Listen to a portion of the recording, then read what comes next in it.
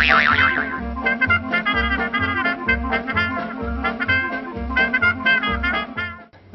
name is Todd Schorr. I'm an artist living here in Beverly Hills, and this is my studio. So I'll just talk a little bit about some of my influences. Obviously, there's a comic book influence to my work, and a lot of it stems from old comics from the 1950s.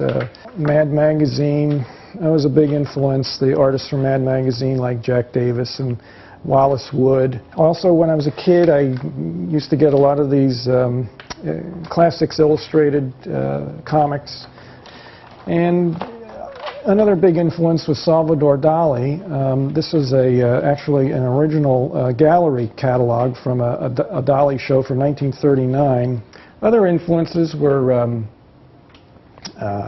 E.C. Segar and his Popeye cartoons, and I've got an old Jeep, Eugene the Jeep doll from the 1930s, and of course Disney was influence as well.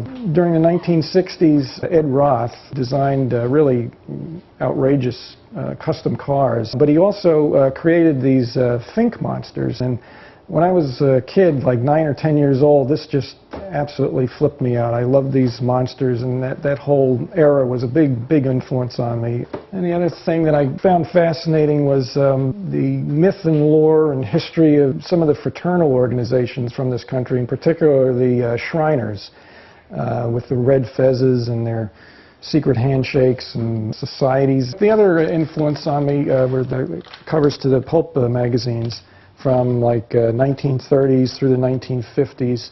You just had fantastic subject matter on here. This is a science fiction theme, obviously, but I've got quite a collection of pulp magazines that primarily for the cover art, although a lot of interesting authors were published in there, Ray Bradbury and H.P. Lovecraft, who, as far as literary sort inspirations, I mean, there would definitely be some authors that inspired me in one way or the other.